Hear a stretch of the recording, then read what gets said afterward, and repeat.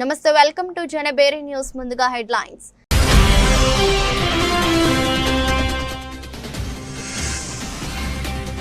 మోదీ పాలనకు ఇదే నిదర్శనం. వక్ఫ్ బిల్లుపై పురంధేశ్వరి కీలక వ్యాఖ్యలు.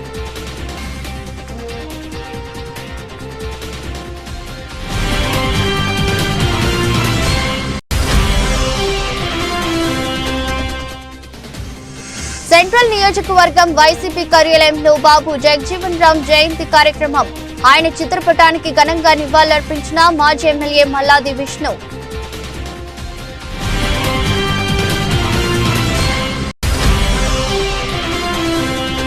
రాష్ట్ర వ్యాప్తంగా 80,000 సంఘాలకు 8,000 కోట్ల రుణాలు అందించాలన్న ఆలోచనతో ఉన్నాం, ప్రకటించిన పురపాలక శాఖ మంత్రి పొంగూరు నారాయణ.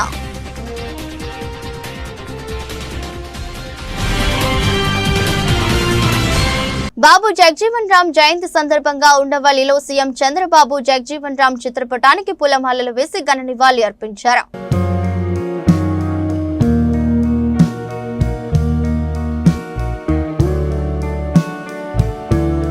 ట్రిపుల్ తలాక్ ను తొలగించి ముస్లిం మహిళలకు మోదీ ప్రభుత్వం స్వేచ్ఛనిచ్చిందని బీజేపీ ఏపీ అధ్యక్షురాలు దగ్గుపాటి పురంధేశ్వరి తెలిపారు. మోదీ సారథ్యంలో ఎన్డీఏ కూటమి అసాధ్యాలను సుసాధ్యం చేసిందని అన్నారు. వక్ఫ్ సవరణ చట్టం బిల్లును కూడా లోక్సభ, రాజ్యసభల్లో ఆమోదించారని తెలిపారు. ముస్లింల గురించి అందరూ మాట్లాడటమే తప్ప వారి క్షేమం కోసం కృషి చేసిన ఘనత మోదీ ప్రభుత్వానిదేనని పురంధేశ్వరి ఉద్ఘాటించారు. వాటిని కూడా మనం ఒక్కసారి నెమరు వేసుకోవాల్సినటువంటి అవసరం చాలా ఉన్నది. ఇవాళ చూసినట్లయితే అసాధ్యాన్ని సుసాధ్యం చేయగల నాయకత్వం భారతీయ జనతా పార్టీకి ఉన్నది అని చెప్పి మీ అందరికీ కూడా మీ మాధ్యమంగా నేను రాష్ట్ర దేశ ప్రజలందరికీ కూడా నేను తెలియజేస్తున్నటువంటి విషయం. ఎందుకంటే మన సైనికుల్ని హతమారుస్తున్నటువంటి సందర్భంలో పొరుగు దేశంలోకి చొచ్చుకుని వెళ్ళి వారి ఉగ్ర స్థావరాల్ని ధ్వంసం చేయటం కావచ్చు, ఆర్టికల్ 370ని అధికారాన్ని రద్దు చేసి జమ్మూ కాశ్మీర్ భారతదేశంలో అంతర్భాగమేనని చెప్పి తెలియజేయటం కావచ్చు, సిఏఏ వంటి పౌరసత్వ సవరణ బిల్లును తీసుకుని వచ్చి ఎవరైతే ఇతర దేశాల్లో ఓచకోతకి గురవుతున్నారో వారు మన దేశానికి శరణార్థులుగా వచ్చినటువంటి సందర్భంలో ఒక టైం లిమిట్ కంటే ముందు వచ్చినటువంటి వారికి సిటిజన్షిప్ ఇచ్చి వారిని మన దేశంలో ఆశ్రయం కల్పించడం కావచ్చు. అదేవిధంగా 500 సంవత్సరాల సుదీర్ఘమైనటువంటి భారతీయుల యొక్క కళ రామ మందిర నిర్మాణాన్ని ఇవాళ సాకారం చేసుకోవటం కావచ్చు. వీటన్నిటికీ తోడుగా ముస్లిం మహిళలు ట్రిపుల్ తలాక్ అనేటువంటి ఒక దుశ్చర్యకి వారు బలి అవుతున్నటువంటి సందర్భంలో ట్రిపుల్ తలాక్ని తొలగించి వారికి సాంత్వన ఊరట కల్పించడం కావచ్చు. ఇవన్నీ కూడా ఏళ్ల తరబడి మనం మాట్లాడుకుంటూ వస్తున్నామే కానీ ఎవరూ సాహసించలేదు. కానీ ఇవాళ నరేంద్ర మోడీ గారి నాయకత్వంలో ఉన్నటువంటి ఎన్డీఏ కూటమి ప్రభుత్వం ఏదైతే ఉందో ఇవాళ ఆ అసాధ్యాలన్నింటినీ కూడా సుసాధ్యం చేసింది అని చెప్పి మేము గర్వంగా చెప్పుకుంటున్నటువంటి విషయం. దానిలో అంతర్భాగమే మొన్న లోక్సభలో మరియు నిన్న రాజ్యసభలో పాస్ అయినటువంటి వక్ఫ్ సవరణ బిల్లు చట్టం. దీన్ని కూడా ఎవరు సాహసించలేదు. ఎందుకంటే ఇప్పటి వరకు కూడా అందరూ ఓట్ బ్యాంక్ పాలిటిక్స్కి లోబడి కార్యక్రమాలు చేస్తూనే వచ్చారే కానీ నిజంగా సమాజంలో ఏ మార్పులు తీసుకొని వస్తే ఆ వర్గం వారికి లాభం చేకూరుతుంది అనేటువంటి విషయం మీద తక్కువగా రాజకీయ పార్టీలు దృష్టి కేంద్రీకరించడం జరిగింది. కానీ ఇవాళ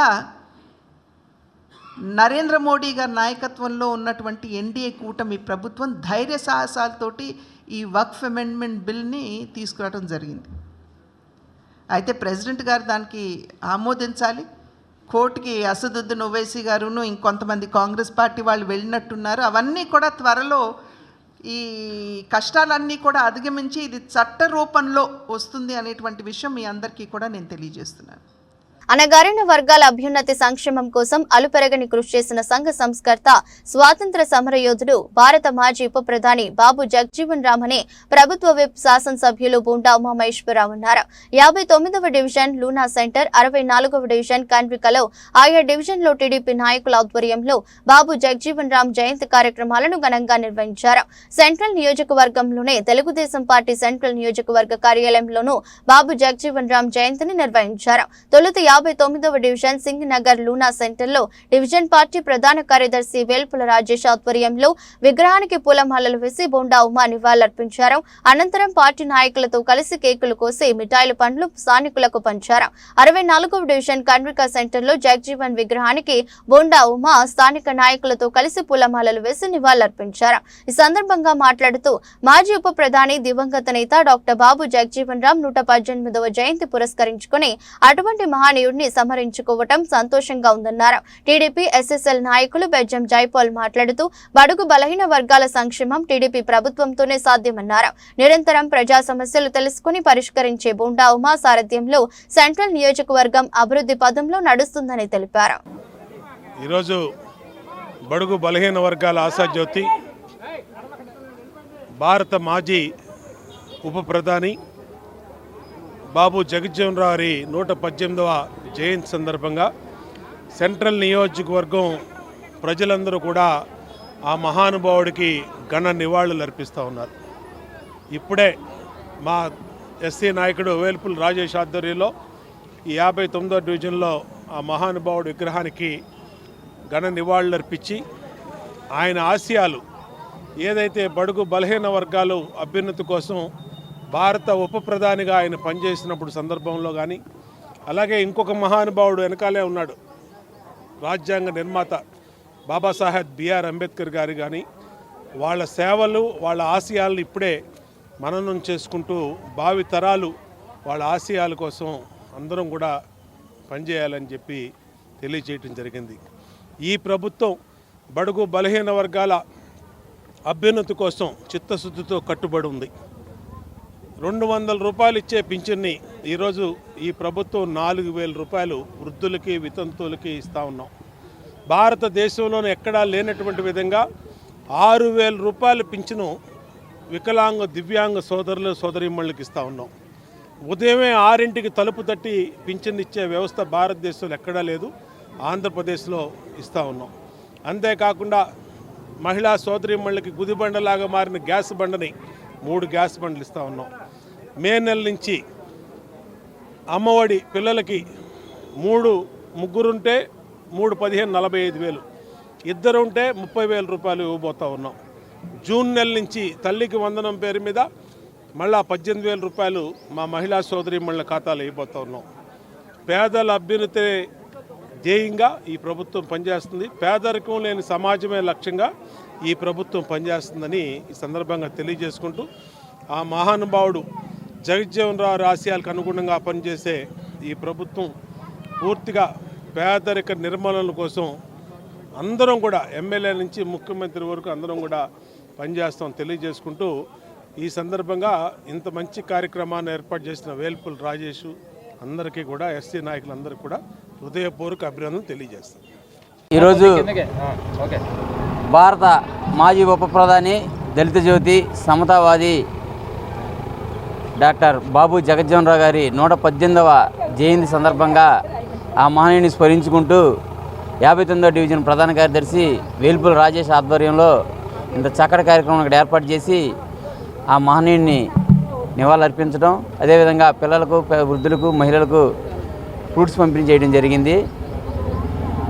అణగారిన వర్గాల నుంచి ఉప ప్రధాని స్థాయికి ఎదిగిన బాబు జగజ్జీవన్ రావు గారిని స్ఫూర్తిగా తీసుకుంటూ, అదేవిధంగా అన్ని రంగాల్లో అవకాశాలు కల్పించిన డాక్టర్ బాబాసాహెబ్ అంబేద్కర్ గారిని కూడా నిత్యం స్మరించుకుంటూ, ఆ మహనీయుల అడుగుజాడలో నడుస్తూ భారతదేశం మొత్తం సమానత్వం అనేది దాన్ని దృష్టిలో తీసుకెళ్లే ఉద్దేశంలో అందరూ కూడా చాలా ఇదిగా వారి మహనీయుల్ని స్మరించుకుంటూ వారి యొక్క ఆలోచనల్ని ఆచరణలో పెట్టే విధంగా ముందుకెళ్తూ ఆ మహనీయుని స్మరించుకోవడం మాకంతా సంతోషంగా ఉంది. అదేవిధంగా రేపు రానున్న ఏప్రిల్ 14 డాక్టర్ బాబాసాహెబ్ అంబేద్కర్ గారి జయంతి రోజును కూడా ఇంతే ఇదిగా చేసుకుంటూ దేశంలో ఉన్న దళిత బహుజనులందరూ కూడా ఏకతాటి మీద నడుస్తూ ఒకే విధమైన సమానత్వాన్ని మేమందరం కూడా చూపించుకుంటూ మా యొక్క జీవన విధానాన్ని కొనసాగిస్తూ ఆ మహనీయులను మళ్ళీ ఒకసారి మేము స్మరించుకుంటూ వారికి ప్రత్యేకమైన జై భీమ్ తెలియజేస్తున్నాం. జై భీమ్. రాష్ట్ర వ్యాప్తంగా 80,000 సంఘాలకు 8,000 కోట్ల రుణాలు అందించాలన్న ఆలోచనతో ఉన్నామని పురపాలక శాఖ మంత్రి పొంగూరు నారాయణ పేర్కొన్నారు. 26 జిల్లాల్లో మహిళా పారిశ్రామికవేత్తలపై స్పెషల్ మీటింగ్లు నిర్వహించేందుకు ప్రణాళిక రూపొందిస్తున్నామని చెప్పారు. 2029 నాటికి సాధ్యమైనంత మేరకు మహిళా పారిశ్రామికవేత్తలను తయారు చేయాలని మెప్మా లక్ష్యంగా పెట్టుకున్నట్లు మంత్రి పేర్కొన్నారు. మహిళా పారిశ్రామికవేత్తల అభివృద్ధిని లక్ష్యంగా మెప్మా ఆధ్వర్యంలో విజయవాడ అమరావతి కన్వెన్షన్ లో ఒకరోజు వర్క్ షాప్ నిర్వహించారు. కార్యక్రమంలో రాష్ట్ర కార్మిక శాఖ మంత్రి పొంగూరు నారాయణ, మెప్మా డైరెక్టర్ తేజ్ భరత్, కార్మిక శాఖ కమిషనర్ శేషగిరి బాబు పాల్గొన్నారు. వర్క్ షాప్ సందర్భంగా మహిళా కాసం పేరిట మెప్మా వెబ్సైట్, మొబైల్ యాప్లను మంత్రి నారాయణ ప్రారంభించారు. ఈ ఆర్థిక సంవత్సరం లక్ష్యంగా 30,000 మహిళా పారిశ్రామికవేత్తలను తయారు చేయాలని మెప్మా ప్రణాళిక రూపొందించింది. ఇప్పటికే ఉన్న 10,000 జీవనోపాధి యూనిట్లతో పాటు కొత్తగా మరో 20,000 యూనిట్లను ఏర్పాటు చేసేందుకు సన్నాహాలు జరుగుతున్నట్లు వెల్లడించింది. మెప్మా 9 రకాల జీవనోపాధి యూనిట్ల రూపకల్పనను చేపట్టింది. ఏ ప్రభుత్వ పథకం అమలు కావాలన్నా సంబంధిత డేటా సక్రమంగా ఉండాలని మంత్రి నారాయణ తెలిపారు. ఈ రోజు 5 వెబ్సైట్లు ప్రారంభించామని ఆయన చెప్పారు.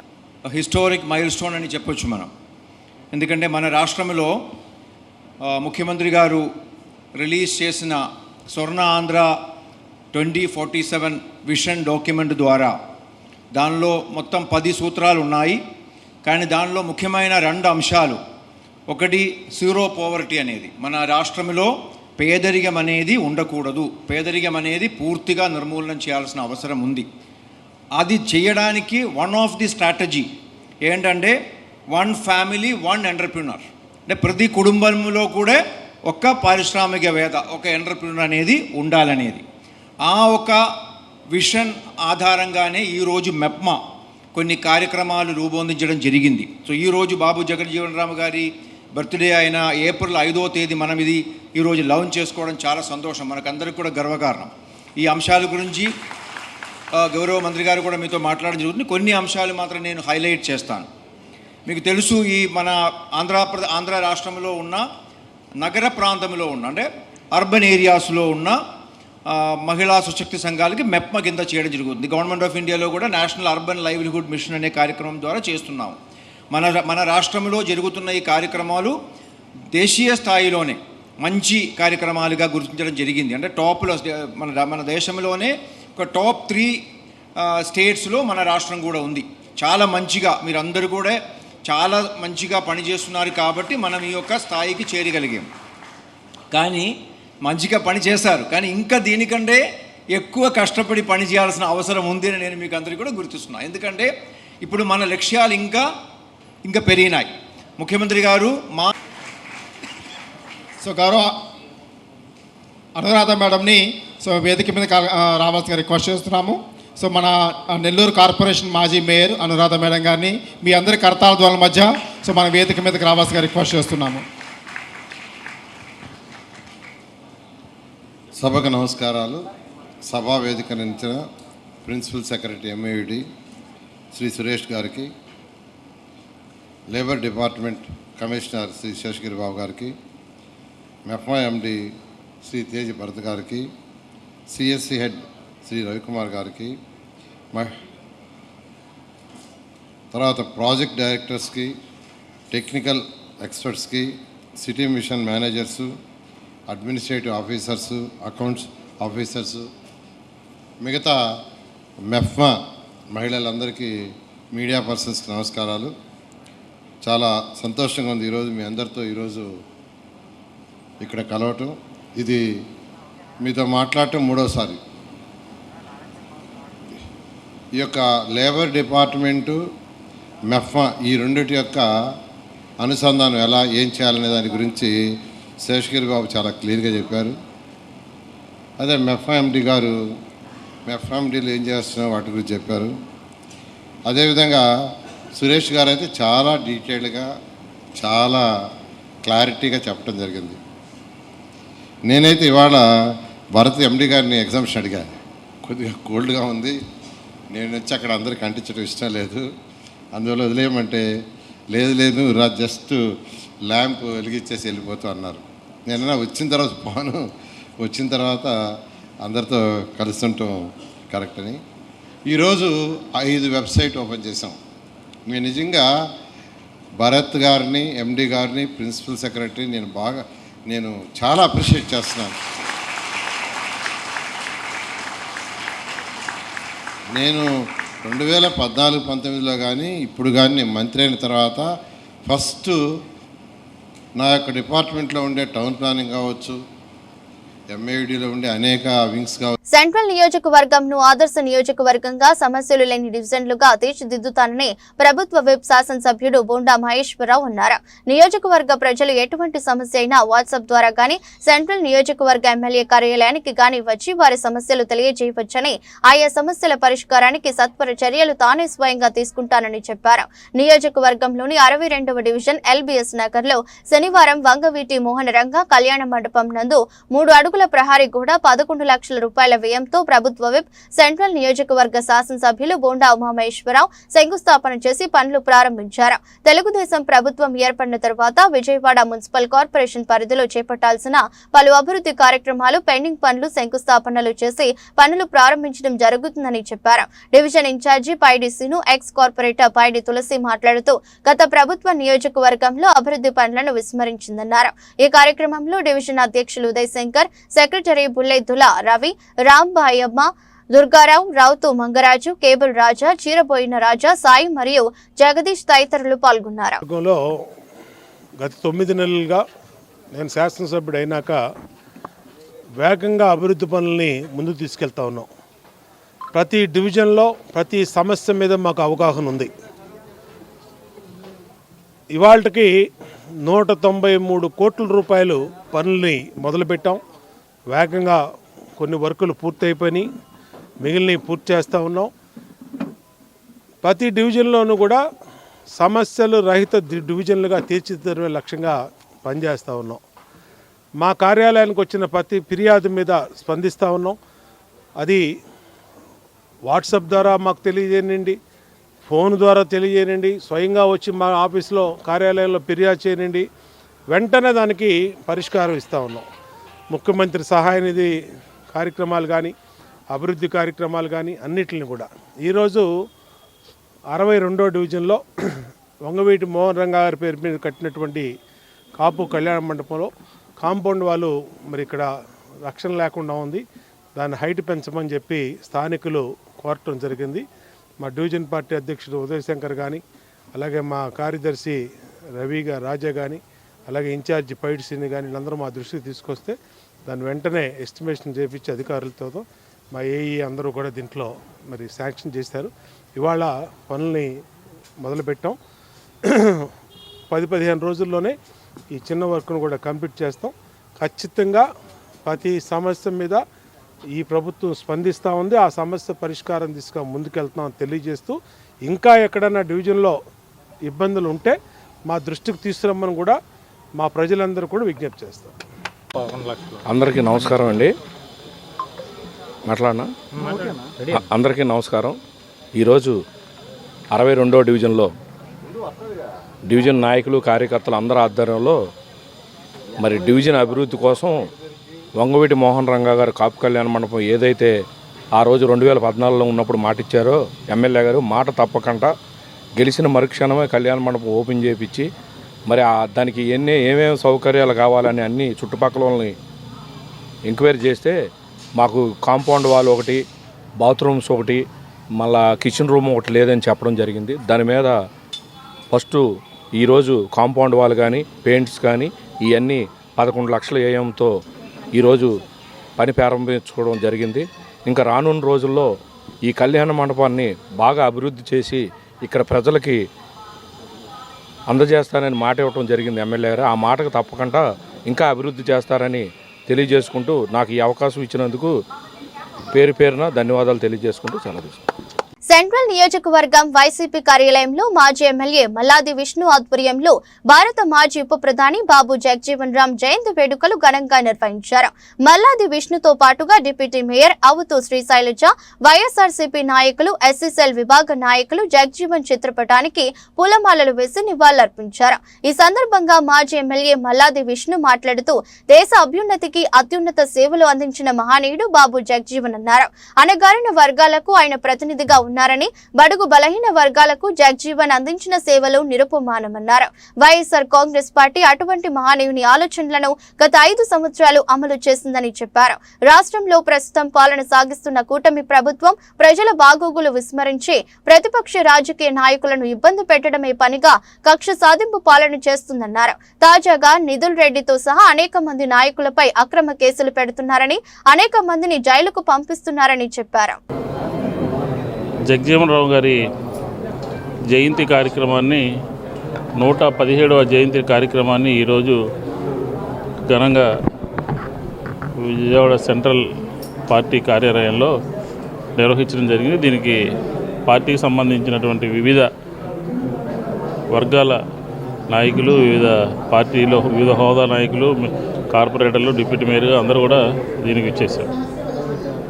ముఖ్యంగా జగజ్జీవన్ రామ్ గారి గురించి మనం అందరం మాట్లాడుకోవాల్సి వస్తే ఆయన ఉప ప్రధానిగా, అలాగే కార్మిక శాఖ మంత్రిగా, రక్షణ శాఖ మంత్రిగా, వ్యవసాయ శాఖ మంత్రిగా, రైల్వే శాఖ మంత్రిగా అనేక పోర్ట్ఫోలియోలు నిర్వహించినటువంటి వ్యక్తి జగజ్జీవన్ రామ్ గారు. అణగారిన వర్గాల వారు, డిప్రెస్డ్ క్లాస్కి ఆయన ప్రతినిధిగా ఉన్నారు. వారి సమస్యలు, వారి ఆలోచనలు, వారికి సంబంధించిన ఇబ్బందులు అన్నింటినీ కూడా సమాజ స్థాపన కోసం ఆయన పనిచేసినటువంటి పరిస్థితి మనకు తెలుసు. రాజ్యాంగ రచన కమిటీలో కూడా ఉన్నారు.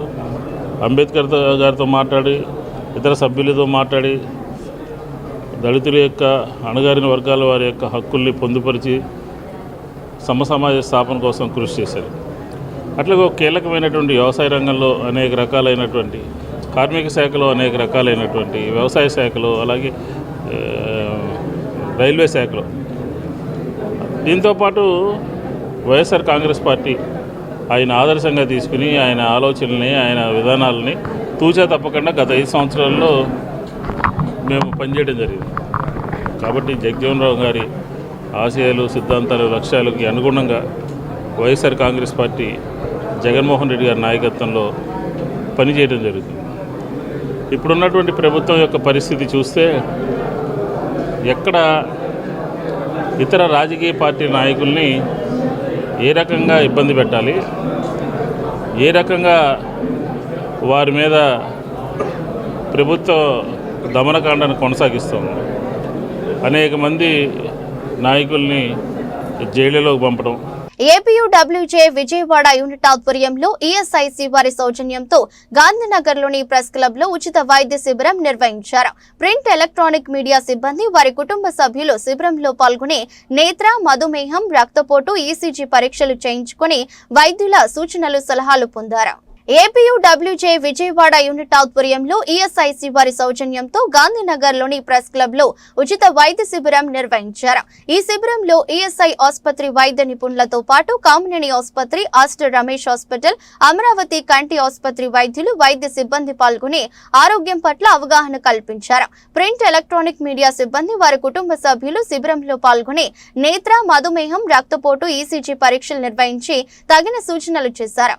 వైద్యులు మందులు సూచించిన వారికి ఉచితంగా మందులు అందజేశారు.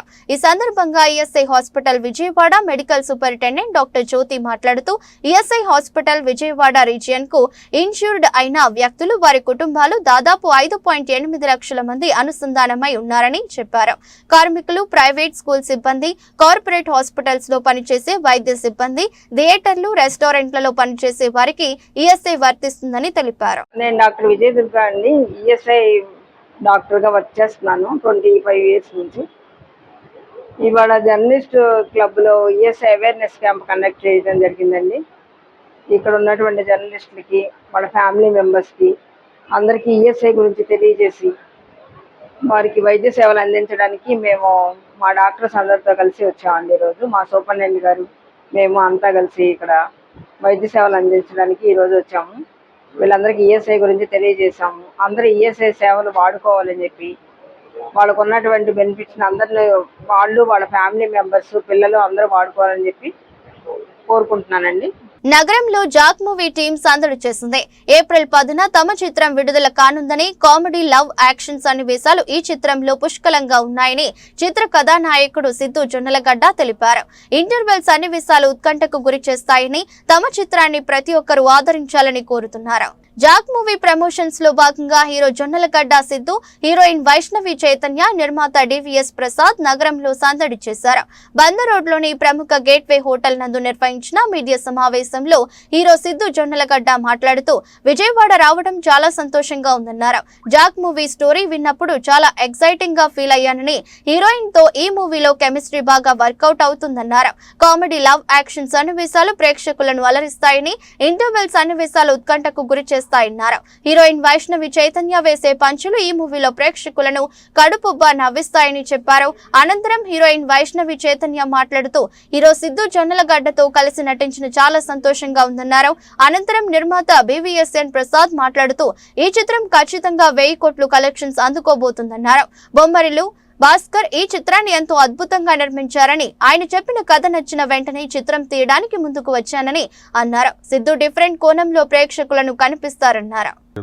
హలో, సిద్ధు గారు జాక్ స్టోరీ విన్నప్పుడు మీకు ఏమనిపించింది? అంటే స్టోరీ విన్నప్పుడు సో ఈ స్టోరీ మీకు సూట్ అయ్యింది అనిపించిందా? సో స్టోరీలో మీ క్యారెక్టర్ని మీరు ఎలా చూసుకున్నారు? డెఫినెట్లీ స్టోరీ విన్నప్పుడైతే చాలా ఎక్సైటింగ్ క్యారెక్టర్ అనిపించిందండి నాకు. భాస్కర్ గారు ఫస్ట్ టైం ఆయన ఇంతకుముందు బొమ్మరిల్లు, పరుగు, ఆరెంజ్ లాంటి లవ్ స్టోరీస్ కానీ ఫ్యామిలీ డ్రామాస్ కానీ చేశారు. ఫస్ట్ టైం ఆయన ఒక యాక్షన్ ఫిల్మ్ డైరెక్ట్ చేస్తున్నారు. సో ఆయన విజన్ చాలా ఇంట్రెస్టింగ్గా అనిపించింది. ఒక క్యారెక్టర్ని డిజైన్ చేసి ఆ క్యారెక్టర్ని ఒక చాలా పెద్ద కథలో తీసుకొచ్చి పెట్టారు ఆయన. సో డెఫినెట్లీ ఎక్సైట్మెంట్ అయితే చాలా వచ్చిందండి. మీరు అన్న వర్డ్ చాలా కరెక్ట్, ఎక్సైటింగ్గా అనిపించింది నాకు. నాకు తెలిసి ఏ ఫీలింగ్ అయినా ఒక మనిషిలో క్రియేట్ చేయగలుగుతాం, బట్ ఎక్సైట్మెంట్ అనేది మనం క్రియేట్ చేయలేము, తన లోపల నుంచి రావాలి. సో డెఫినెట్లీ చాలా ఎక్సైటింగ్గా అనిపించింది. అండ్ ఎప్పటి నుంచో అనుకుంటున్నాం ఎస్విసిసిలో సినిమా చేయాలి అని. కృష్ణ అండ్ హిజ్ లీలా అయిన తర్వాత నుంచి ప్లానింగ్ నడుస్తోంది. One of the most senior producers, చాలా పెద్ద పెద్ద సినిమాలు చేశారు. సో ఐమ్ వెరీ లక్కీ ఇంత పెద్ద బ్యానర్లో నేను ఫిల్మ్ చేయడం. డెఫినెట్లీ నాకు అన్నీ కరెక్ట్గా అనిపించాయి. Director, story, combination, producer, actress అనేది. So I felt that it's a very very exciting project అండి. అంటే సిద్ధు గారు మీకంటూ ఒక బాడీ లాంగ్వేజ్, మీకంటూ ఒక డిఫరెంట్ స్టైల్ అనేది మీరు క్రియేట్ చేసుకున్నారు. సో ఈ మూవీలో, జాక్ మూవీలో మీ స్టైల్ ఎలా ఉండబోతుంది? అదే చెప్పింది. దేనికంటే సినిమా రిలీజ్ అయిన మరుసటి రోజు తెలుస్తుందండి ఎంత చేస్తుందో ఏంటన్నది. గ్యారంటీగా మంచి సినిమా అవుద్ది. 100 కోట్లు 200 కోట్లు అని ఈ మధ్యన బాగా అలవాటు అయిపోయింది. అందుకని 1000 కోట్లు చెప్పాను అంతే. సార్, ప్రొడ్యూసర్ గారు ఎస్విసిసికి అంటే చాలా పెద్ద బ్యానర్, చాలా పెద్ద సినిమాలు చేశారు. ఎన్టీఆర్ గారితో చాలా పెద్ద సినిమాలు చేశారు. మీకు పవన్ కళ్యాణ్ గారితో చాలా దగ్గర అనుబంధం ఉంది. పవన్ కళ్యాణ్ గారితో నెక్స్ట్ ఏమన్నా సినిమా ఉంటుందా మీ బ్యానర్లో?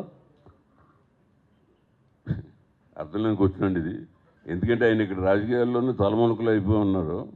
ఏం చేస్తారో ఏం చేయరు ఇంకా ఆయన డిసైడ్ అవ్వలేదు. ఇంకా నాకు ఆయనకు ఉంటుందో లేదన్నదే మనకు తెలియదు. అది పోతే నేను అందరి హీరోలతో చేశానండి ఆల్మోస్ట్, ఎవరో ఒకళ్ళిద్దరు తప్పితే. సో ఎప్పుడే అవకాశం వస్తుందో ఎవరో తెలియదండి. దాన్ని బట్టి అందరితో మళ్ళీ చేయాలనే ఉంటుందండి. Thank you. సిద్ధు గారు, ఒక లాస్ట్ క్వశ్చన్. టైటానిక్ సినిమాలో హీరో పేరు జాక్, అందరికి గుర్తుంటుంది. అంటే ఆ జాక్ ఏమన్నా కనబడతాడా దీంట్లో? లవర్ అంటే అంత ప్రేమను పండించే జాక్ ఆ యాంగిల్ కూడా ఉంటుందండి. సినిమాలో ఒక సాలిడ్ లవ్ స్టోరీ ఉంది. మీకు ఫస్ట్ హాఫ్ అంతా లవ్ స్టోరీ ఒక వేరేలాగా ఉంటుంది, సెకండ్ హాఫ్ అంతా కూడా లవ్ స్టోరీ వేరేలాగా ఉంటుంది. కాస్త లవ్ యాంగిల్ ఉందండి. సాలిడ్గా ఉండడం ఏంటి, లవ్ స్టోరీ ఇస్ చాలా very big part of the film అండి అది. సో డెఫినెట్గా కనిపిస్తుంది. అయిపోయిన తర్వాత మళ్ళీ వెనక్కి తిరిగి అవి చేయాలంటే కొంచెం ఎక్కడో ఆగుతారు, స్ట్రక్ అయిపోతారు. సో అలాంటి మళ్ళీ యూట్యూబ్లో కానీ లేదంటే వెబ్ సిరీస్లు కానీ వస్తే అటు సైడ్ వెళ్ళే ఆలోచన ఏమైనా ఉందా? మంచి స్టోరీ కానీ వస్తే? నేను వెళ్ళకూడదు, వెళ్ళాలి అనేది ఏమి ఇంకా నేను ఫిక్స్ అవ్వలేదు. But as an actor end of the day movies అనేదే గోల్ కదా. సో మోస్ట్లీ నా ప్రయత్నాలు సినిమా కోసమే ఉంటాయి. వార్తలు ముగించే ముందు మరోసారి హెడ్లైన్స్.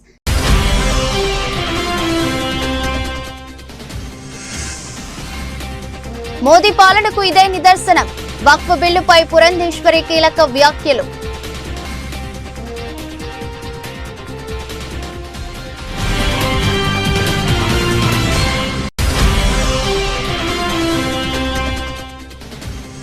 సెంట్రల్ నియోజకవర్గం వైసీపీ కార్యాలయంలో బాబు జగజ్జీవన్ రామ్ జయంతి కార్యక్రమం.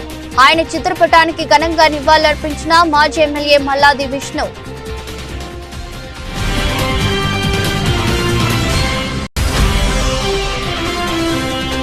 రాష్ట్ర వ్యాప్తంగా 80,000 సంఘాలకు 8,000 కోట్ల రుణాలు అందించాలన్న ఆలోచనతో ఉన్నాం ప్రకటించిన పురపాలక శాఖ మంత్రి పొంగూరు నారాయణ.